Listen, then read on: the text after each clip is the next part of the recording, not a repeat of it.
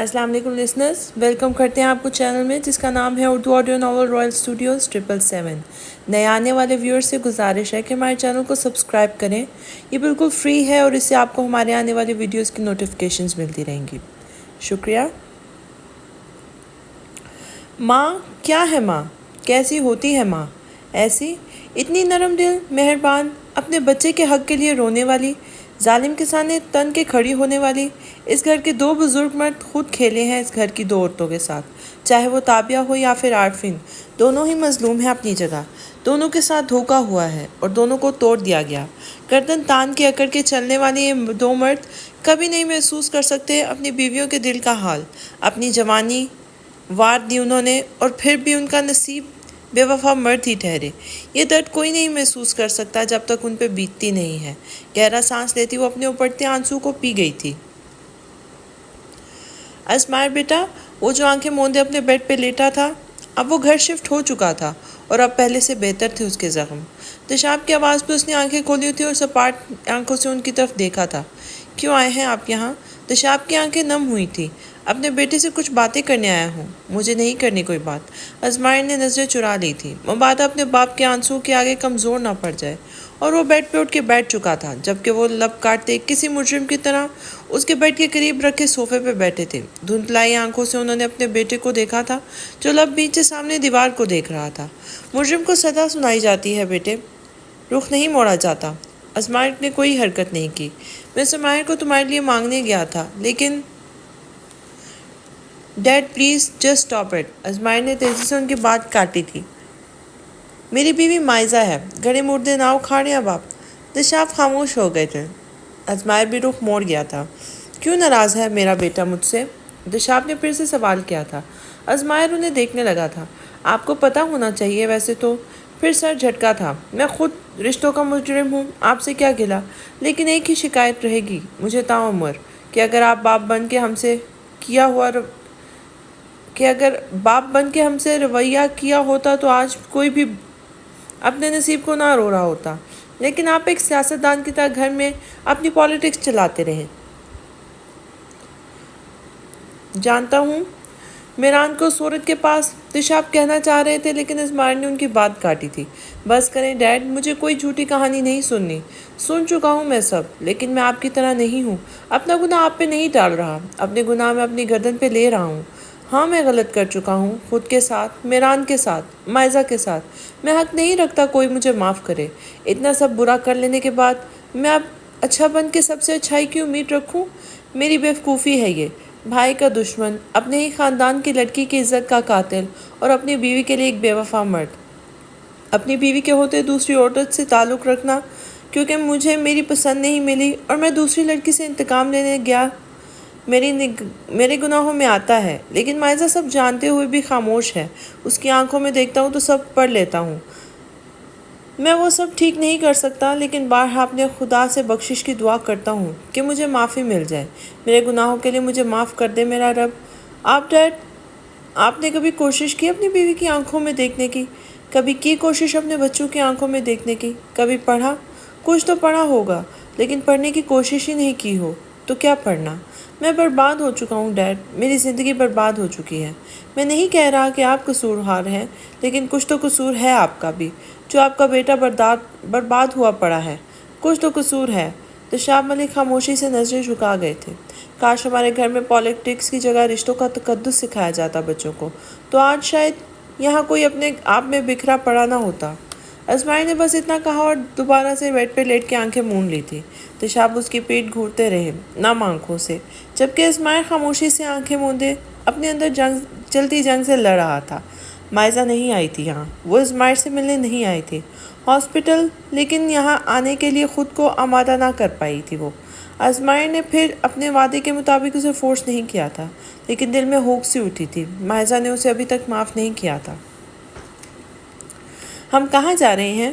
بتانا پسند کریں گی آپ بیگم؟ میران کے انداز پہ اسے ہنسی آئی تھی۔ ڈرائیور نہ جانے کن رستوں سے گزرتا جا رہا تھا، جبکہ پچھلی سیٹ پہ بیٹھی اسماعیل کی خاموشی میران کو مشکوک کر رہی تھی، لیکن آنکھوں پہ پٹی بندی ہونے کی وجہ سے وہ کچھ دیکھ نہیں پا رہا تھا۔ صبر کا پھل میٹھا ہوتا ہے میران ارتضیٰ ملک، کچھ زیادہ ہی میٹھا لگ رہا ہے مجھے آج تو۔ سماہر کی طرف جھک کے اس نے آہستہ آواز میں سرگوشی کی تھی، جبکہ سماہر نے اسے پیار بھری گھوری دینے پر اکتفا کیا تھا جسے میران نہیں دیکھ سکتا تھا۔ سماہر، مجھے لگ رہا ہے میں اندھا ہو چکا ہوں، میران چنچلایا تھا، جبکہ سماہر نے اپنی ہنسی روکی تھی اور اس کی طرف سے ہلکا سا جھکی تھی۔ میری محبت میں سرگوشی کرتے وہ لب دانتوں تلے دبا کے پیچھے ہوئی تھی، جبکہ گاڑی میران مینشن کے سامنے سے رکی تھی اور گاڑی کا دروازہ کھلا تھا۔ ویلکم میران سائیں اور سائیں بیوی۔ منان کاکا کی آواز میران کے کانوں سے ٹکرائی تو لب بھیج لیے تھے۔ یہ تم سب ملے ہوئے ہو آپس میں؟ معاف کر دیں سائیں، منان نے جلدی سے کہا، جبکہ سماہر نے میران کو گاڑی سے اترنے میں مدد دی تھی۔ اب تو ہٹا دو یہ، سماہر یار۔ نہیں، اس کا بازو تھامے وہ میران کے ساتھ آہستہ روی سے چلتی لان سے ہوتی اندر آئی تھی۔ اس پورے لاؤنج کی خوبصورتی کو اس نے بہت محبت سے دیکھا تھا، اور پھر وہاں موجود ان انسانوں کو بھی جن کے لیے یہ سب تیاریاں کروائی گئی تھیں۔ سماہر، میران کی آواز پر وہ چونکی تھی، اور دھڑکتے دل کے ساتھ اس نے میران کی آنکھوں پر سے وہ پٹی کھول کے ہٹا دی تھی، اور میران نے خوشگوار حیرت کے ساتھ وہ سب کچھ دیکھا تھا۔ پورے لاؤنج کو خوبصورت پودوں سے سجایا گیا تھا۔ Happy family day, happy mother day, happy sibling day, we love you Meeran. وہ عارفین تھی وہاں، اس کی چھوٹی بہن میرب تھی وہاں۔ اس کی آنکھیں پل بھر میں نم ہوئی تھی، اس نے حیرت سے سماہر کو دیکھا تھا۔ اس کی نم آنکھوں نے سماہر کا دل پگھلا دیا تھا اس لمحے بھر میں۔ آج تمہارا دن ہے میران، تم، میں، ماں اور میرب۔ اس کی آنکھیں متشکر ہوئی تھیں، نظر پھیر کے وہ سب کو دیکھنے لگا تھا۔ آگے بڑھو میران اور اپنی باہوں میں سمیٹ لو ان خوبصورت رشتوں کو، سماہر نے سرگوشی کی تھی۔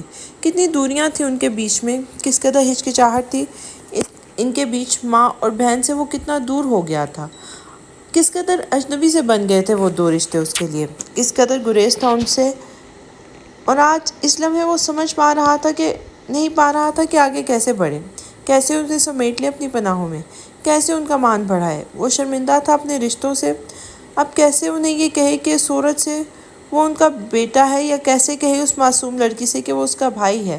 لیکن عارفین نے اسے سمیٹا تھا، اپنی باہوں میں بھر کے اپنے بچے کو سینے سے لگایا تو ٹھنڈک کا احساس اس کے وجود میں سرایت کر گیا تھا۔ میرا بچہ، میرا میران، اپنی ماں کے دل کا سکون، میرا بیٹا، کیوں اپنے دکھ مجھ سے چھپاتا رہا، کیوں مجھے نہیں بتایا اپنے درد، کیوں اپنی ماں سے چھپایا سب میرے بچے، میرا میران۔ میران خود پر صبر کرتا ان کی آنکھوں میں دیکھتا، انہیں رونے سے منع کر رہا تھا، اور پھر خود سے لگا کے اس نے عارفین کے بالوں میں اپنے لب رکھ لیے تھے۔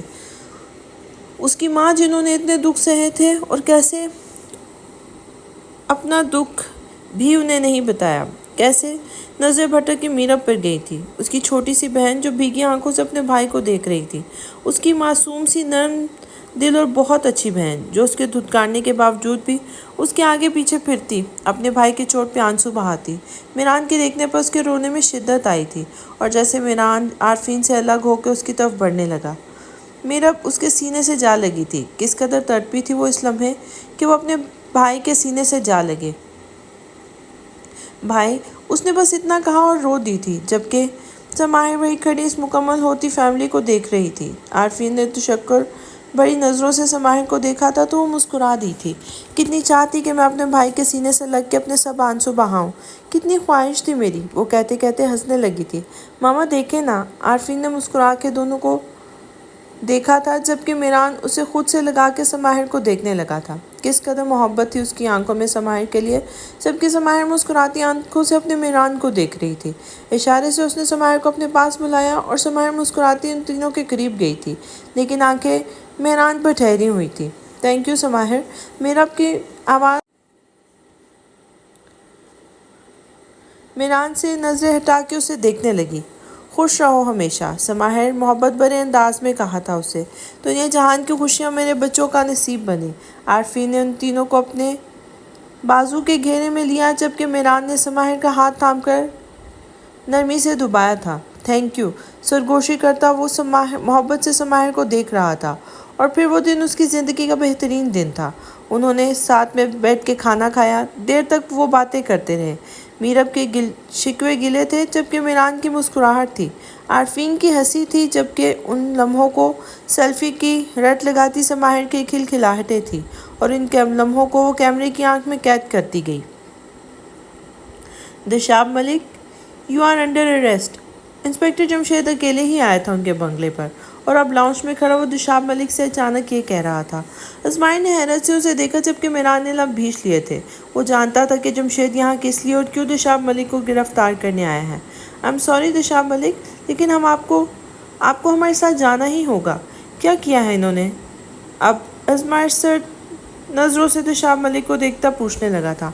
मारिया के मर्डर के केस में उनको अरेस्ट किया जा रहा है, जमशेद ने जवाब दिया था, जबकि एक गहरी नज़र मिरान पे डाली थी और मिरान ने लब भींच के नज़र फेर ली थी। ओह डैड, ये काम भी आपने अंजाम दिया है। Good news, good to know. Ismail के लहजे में तंज था। दिशाब मलिक उसे देख के रह गए थे। बाहर कोई पुलिस की गाड़ी नहीं आई और ना ही कांस्टेबल आया है। सिर्फ मैं आया हूँ आपको अपने साथ ले जाना है। मैं नहीं चाहता कि ये न्यूज़ अखबार की सुर्खियाँ बने और मिरान तुम्हें कोई प्रॉब्लम हो अपने पॉलिटिकल करियर में। दिशाब मलिक से बात करते करते उसने आखिर में मिरान की तरफ देखा था। दिशाब मलिक प्लीज़, आपको जाना होगा मेरे साथ। दिशाब मलिक ने अपने दोनों बेटों को एक एक नज़र देखा था। मिरान लम भीचे उन्हें ही देख रहा था, जबकि इस्माइल ने नज़रें फेरी थी। वो गहरी सांस भर के रह गए थे और खामोशी से जमशेद के साथ आगे बढ़ गए, जबकि मिरान की नज़रों ने वहाँ तक उनका ताक़ुब किया था जहाँ तक उसकी नज़र जा सकती थी। लेकिन वकास मलिक के वहाँ पहुँचने पर जमशेद रुक गया था। अस्सलाम वालेकुम वकास मलिक। वालेकुम सलाम। क्या बात है इंस्पेक्टर? वकास मलिक अचंभे से अपने भाई को देखते पूछने लगे थे। मेरा बाप अपनी महबूबा को मारने के जुर्म में जेल जा रहा है, अजमायर ने नफरत भरे अंदाज में जवाब दिया था। अजमायर? वकास मलिक ने कड़ी नज़र से उन्हें देखा तो वो कंधे उचकाकर मिरान को देखने लगा, जो खामोश था मुकम्मल। इंस्पेक्टर, शायद आप हमें जानते नहीं हैं जो इस तरह से मेरे भाई को लेके जा रहे हैं। वकास मलिक की बात पर जमशेद ने अपनी कनपटी से हिलाई थी। हम इन्वेस्टिगेशन के लिए दिशाब मलिक को लेके जा रहे हैं, अदरवाइज़ आपकी फैमिली हमारे लिए काबिल एहतराम है। ये गलत है वैसे, एक इज़्ज़तदार शख्स को आप एक मामूली जुर्म का इल्ज़ाम दे के अपने साथ ले जाएं। वकास मलिक के माथे पर बल पड़े थे। वकास प्लीज़, मुझे कोई मसला नहीं है, उनको अपना काम करने दो, दिशाब ने उनसे कहा था, जबकि वो नफ़ी में से हिला गए थे। बिल्कुल भी नहीं, ये गैर काबिल तहम्मुल बात है, मेरे भाई को साथ नहीं ले जा सकता। सर आप, जमशेद ने कुछ कहना चाहा लेकिन दिशाब मलिक ने उसे रोक दिया और फिर वकास को देखने लगे। मैं आ जाऊंगा, तुम्हें परेशान मत हो। ये कह के उन्होंने एक नज़र फिर अपने दोनों बेटों पर डाली थी, जो खामोशी से उन्हें देख ही रहे थे, और बस वकास मलिक की तरफ हल्का सा मुस्कुरा के देखा था उन्होंने, जिसके चेहरे पर परेशानी थी, और अपने भाई के लिए, और फिर सर झटक के भाई की तरफ बढ़ गए थे। गाड़ी में कब से दिशाब मलिक बैठे हुए थे, आंखें साकेत रोड पे थी, जबकि वो खुद अपनी ही सोचों में गुम थे। आंखों के आगे सब धुंधला सा रहा था और दिमाग मुख्तलिफ सोचों की आमाज का बना हुआ था। जवानी से लेकर अब तक की सारी ज़िंदगी उनकी आंखों के सामने एक फ़िल्म की तरह चल रही थी।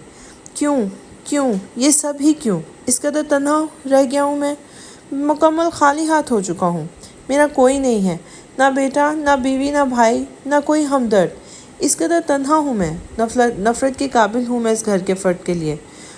नफ़रत करते हैं सब, और आरफीन भी नफ़रत करती हैं मुझसे। इस कदर नफ़रत, आरफीन की नफ़रत मैं नहीं सह सकता। मुझे किसी की परवाह नहीं है, लेकिन आरफीन की नफ़रत नहीं सह सकता मैं, कभी भी नहीं।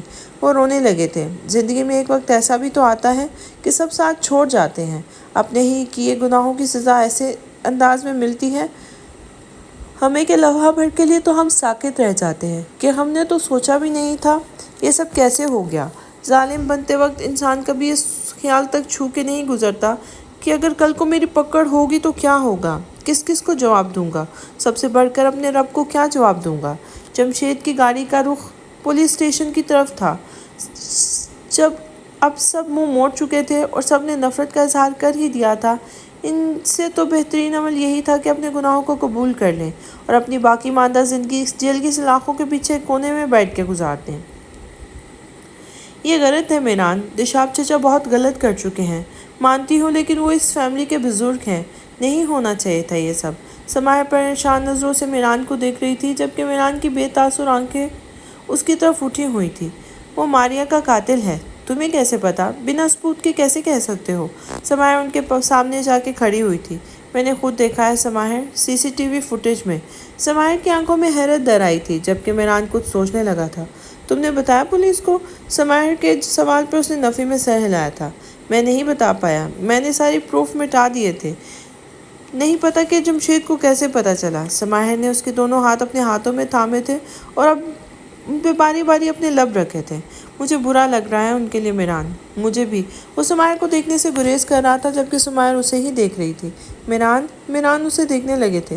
سب ٹھیک ہو جائے گا، تم پریشان مت ہو پلیز۔ میرا اس شخص سے کوئی رشتہ ہے ہی نہیں سماہر، اس سے ہر رشتے کو میں قبول نہیں کرتا، لیکن ایسا نہیں ہونا چاہیے تھا۔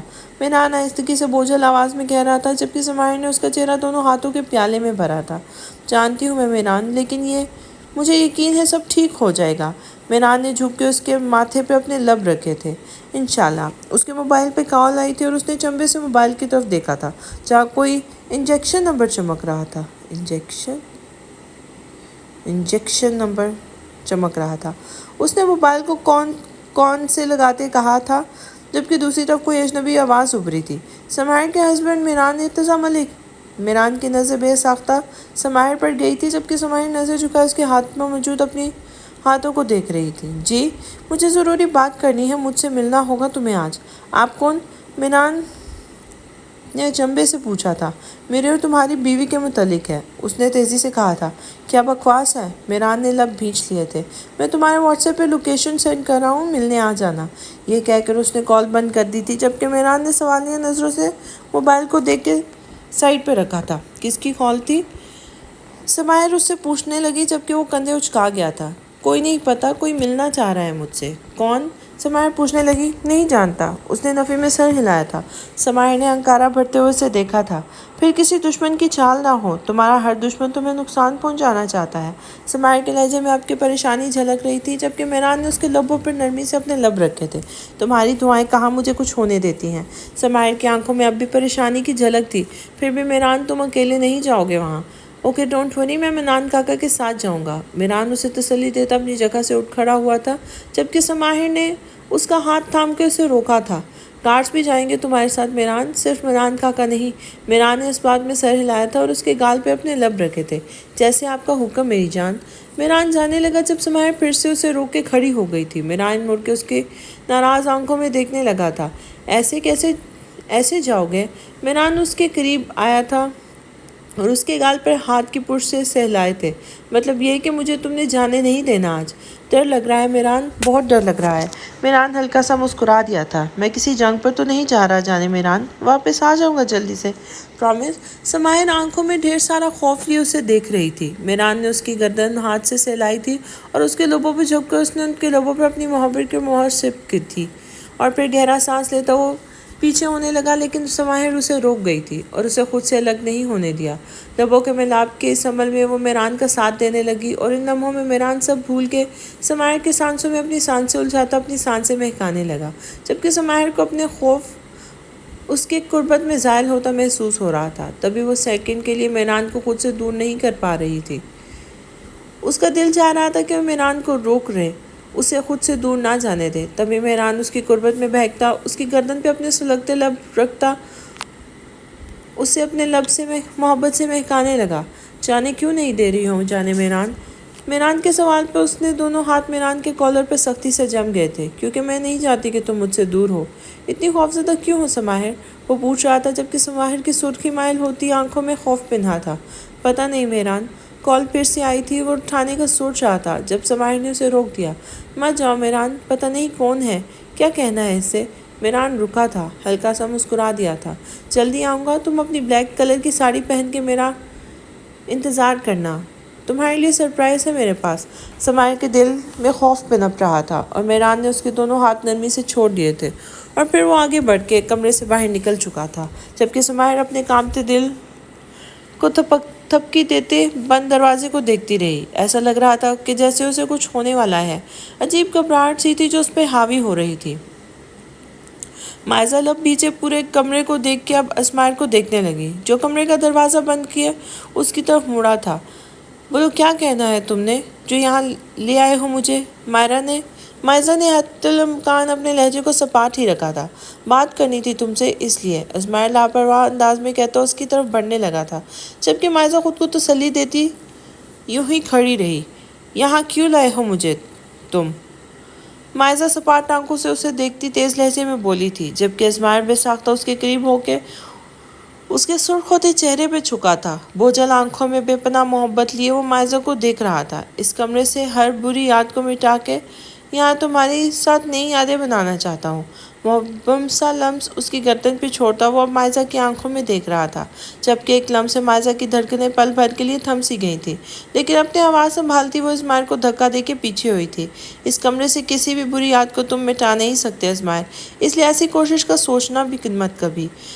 بیڈ کی طرف نظر گئی تو گھٹن کا احساس بڑھنے لگا، تبھی اس نے قدم آگے بڑھائے تھے۔ مجھے یہاں سے جانا ہے، یہاں نہیں رہ سکتی میں۔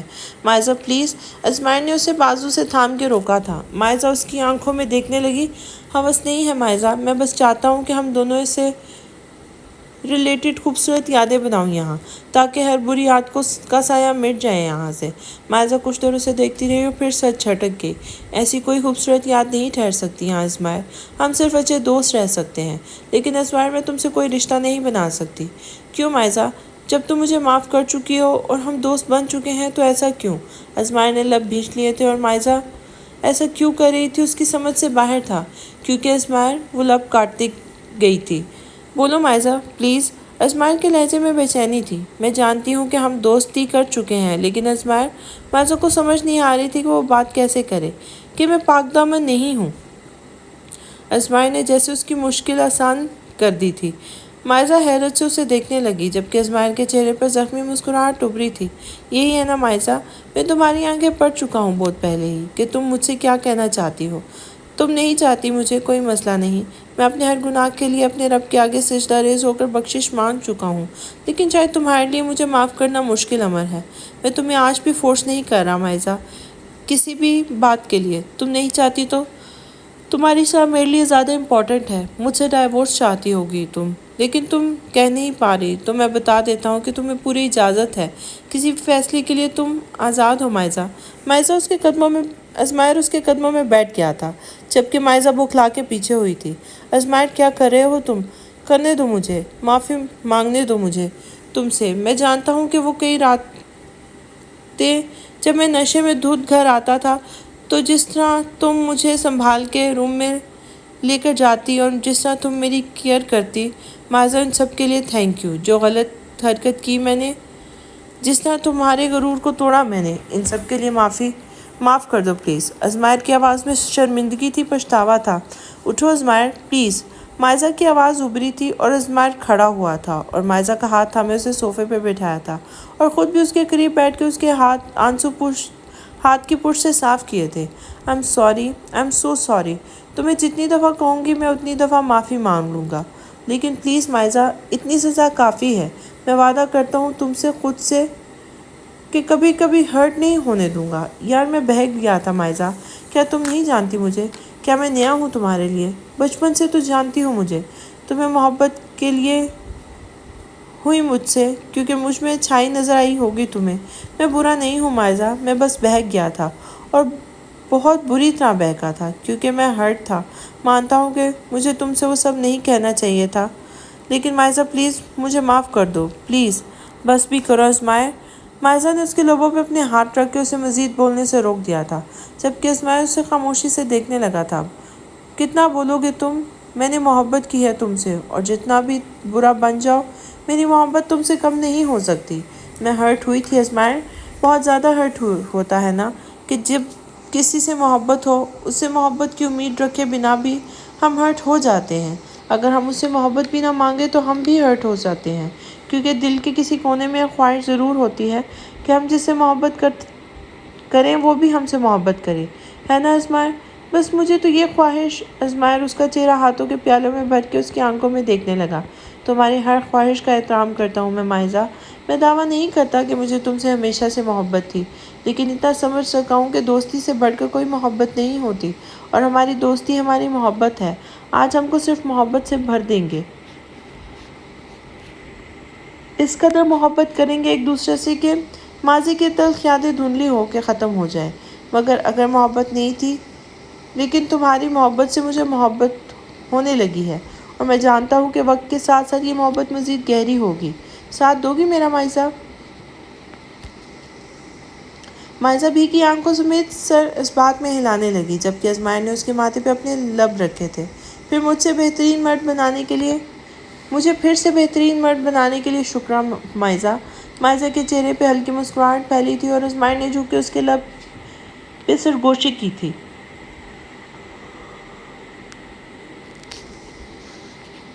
مجھے اپنی محبت کے قابل سمجھنے کے لیے شکریہ مائزہ۔ اور مائزہ اسے معاف کر چکی تھی، اسے معاف کرنا ہی تھا۔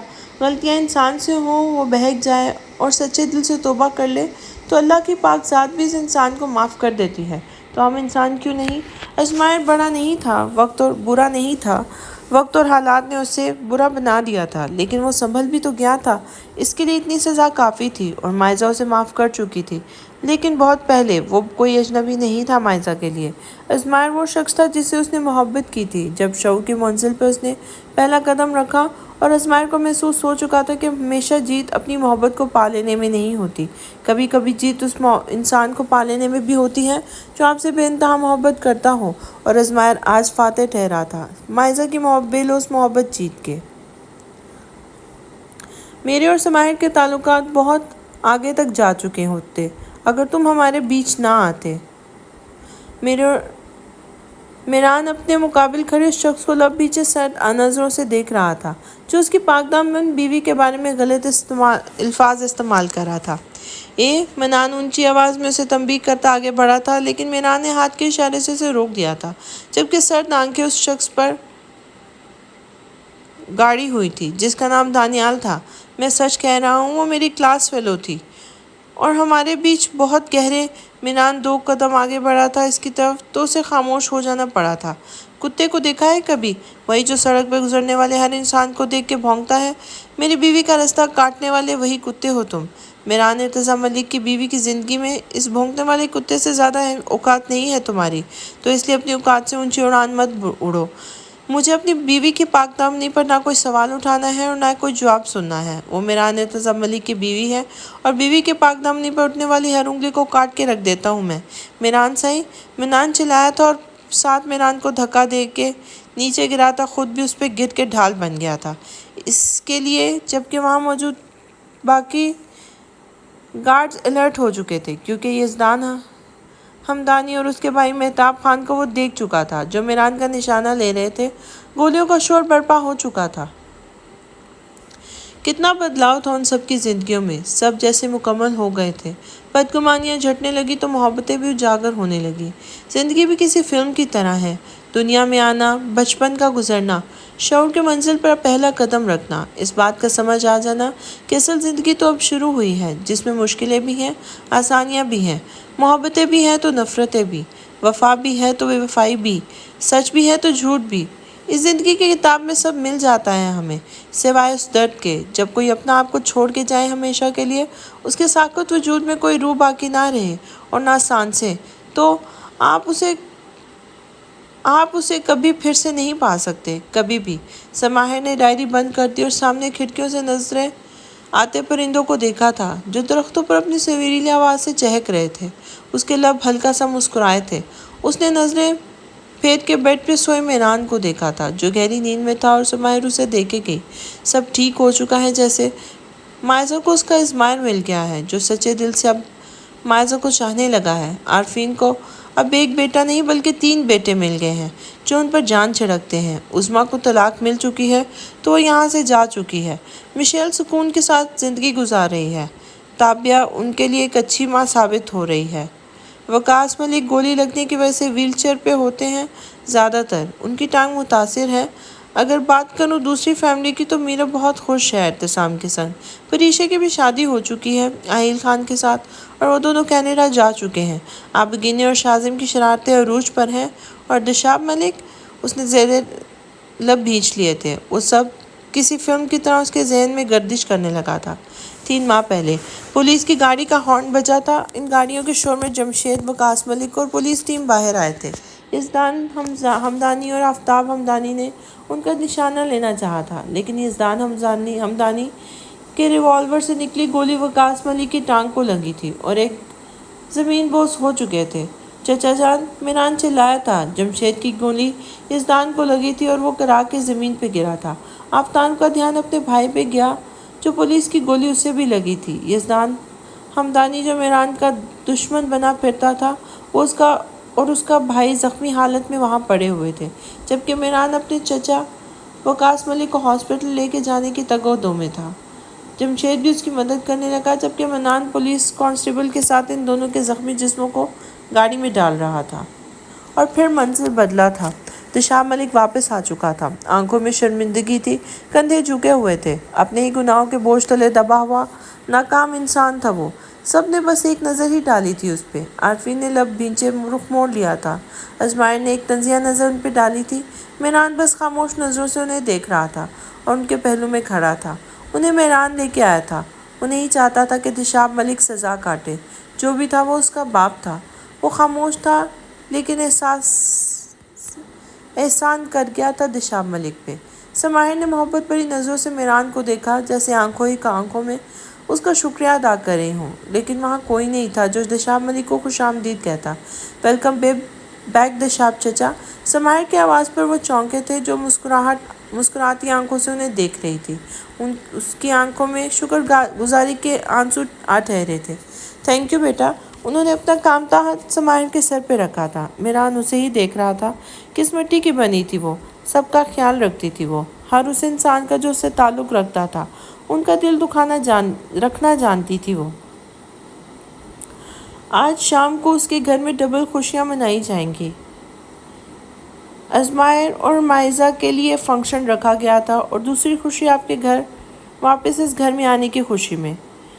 سماہر مسکرا کے بتانے لگی، جبکہ دشاب ملک نے نم آنکھوں سے ازمائر کو دیکھا تھا جو نظر پھیر گیا تھا، اور پھر مائزہ کو جو ہلکا سا مسکرائی تھی، اور پھر سماہر کو دیکھنے لگی۔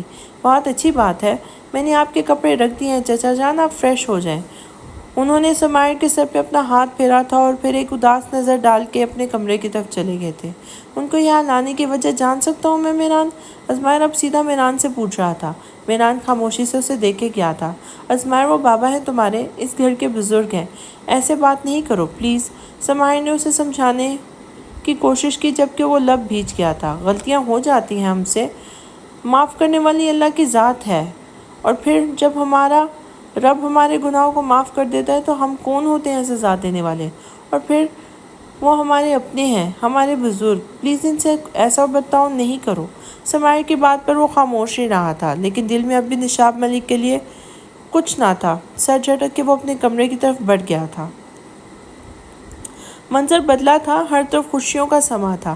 ازمائر اور مائزہ کے لیے خوبصورت فنکشن رکھا گیا تھا، جہاں سب اکٹھے تھے، خوش تھے، ہنس رہے تھے۔ بقول ازمائر کے مائزہ بھی حق رکھتی ہے کہ نئی زندگی کے آغاز کے لیے خوشیوں بھرا فنکشن ہو جو اس کے لیے بہترین یادگار بن جائے۔ ازمائر کے سنگ وقاص ملک بھی اپنی ویل چیئر پہ وہاں موجود تھے۔ شازم بھی آیا ہوا تھا اور اپنے دونوں بھائیوں کو دیکھ کے بے حد خوش تھا کہ بدگمانیوں کے بادل جھڑ چکے تھے ان کے بیچ۔ آہیل اور پریشا بھی موجود تھے۔ ان کے بارے میں یہ بتاؤں کہ کیا ہوا تھا، ارتزام کو کیسے راضی کیا، ہماری میرب نے کیا کارنامہ، اور ارتزام کا دل ہوا نرم۔ میرب بہت خوش ہیں، 3 بھائی ہیں ان کے، ایک عدد محبت کرنے والا شوہر، خوش قسمت تو ہوگی وہ۔ ان دونوں کو میرا شکریہ ادا کرنا چاہیے جو میں نے ارتزام کو منایا بڑی مشکل سے، وہ کہہ رہی تھی، اور پریشا ہنس رہی تھی، جبکہ آہل مسکرا رہا تھا۔ تم دونوں کے ہنی مون کا ٹرپ ہماری طرف سے ویزا بھی بھیج دیجیے گا آہل خان بھائی پلیز۔ میرب چہکی تھی۔ سماہر ہر لمحے کو کیمرے کی آنکھ میں قید کرنے کا حکم دے چکی تھی فوٹوگرافر کو۔ میران نے اسے باہوں میں لے کے خود سے لگایا تھا۔ تھینک یو میری سماہر۔ سماہر نے مسکرا کے اسے دیکھا تھا۔ مجھے بھی ایسا ہی فنکشن چاہیے۔ میران نے ایک ابروچ کہا کے اسے دیکھا تھا۔ جو آپ کا حکم، اس کے کان کی لو پر سرگوشی کی تھی میران نے، جبکہ سماہر جھیپ سی گئی تھی۔ عارفین ان سب کو دیکھ کے خوش تھی، ان کے لبوں کی پہ مسکراہٹ آئی تھی اور آنکھوں میں ڈھیر ساری محبت۔ دشاب کہاں ہے؟ وقاص ملک کے پوچھنے پر عارفین، سماہر اور میران ادھر ادھر دیکھنے لگے تھے۔ اپنے کمرے میں ہوں گے، عارفین نے کہا، میں دیکھتی ہوں۔ سماہر مسکرا کے کہتی آگے بڑھی تھی اور بالکل اچانک گولی چلنے کی آواز آئی تھی۔ لمحہ بھر کے لیے سب ساکت ہو گئے تھے، آنکھوں میں حیرت و بے یقینی نمایاں تھی۔ گولی کی آواز گھر کے اندر سے آئی تھی تو سماہر کا کانپتے دل کے ساتھ بھاگی تھی گھر کی طرف۔ عارفین نے دل پہ ہاتھ رکھا تھا۔ ازمائر اور میران بھی ساتھ ساتھ بھاگے تھے، شازم ان کے پیچھے تھا۔ آگے پیچھے سب گھر کی طرف چلے گئے تھے، لیکن عارفین دل پہ ہاتھ رکھ کے وہیں گری تھی، آنکھوں میں خوف اور آنسو تھے۔ دشاب ان کے لبوں نے جنبش کی تھی۔ دشاب ملک خودکشی کر چکے تھے۔ ریوالور سے انہوں نے اپنی کن پٹی پر فائر کیا تھا۔ ڈیڈ! ازمائر چلایا تھا اور تیزی سے دشاب ملک کی باڈی کے قریب گیا تھا اور بے یقینی سے ان کی ساکت کھلی آنکھوں کو دیکھ رہا تھا۔ ڈیڈ!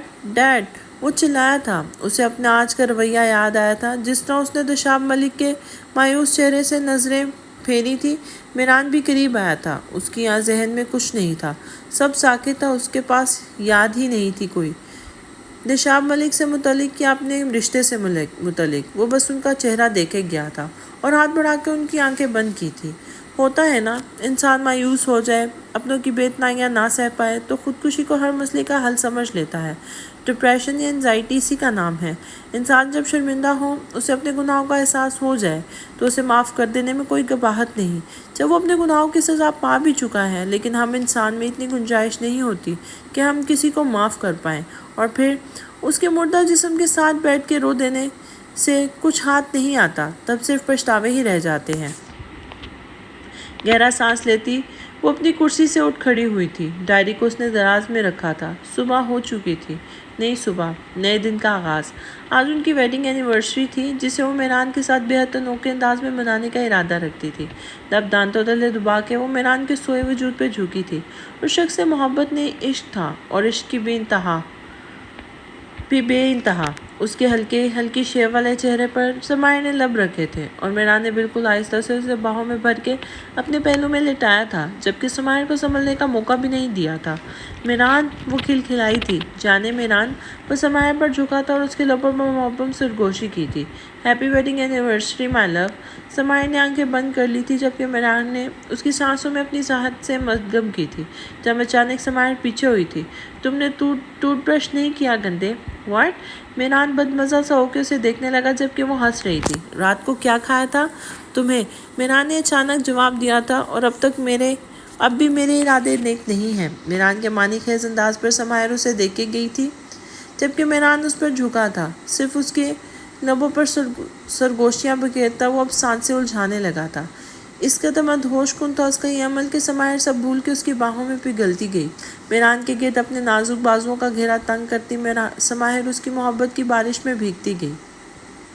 اور یہاں پہ اس ناول کا اختتام ہوتا ہے۔ کسی اور ناول میں آپ سے ملاقات ہوتی ہے۔ اللہ حافظ۔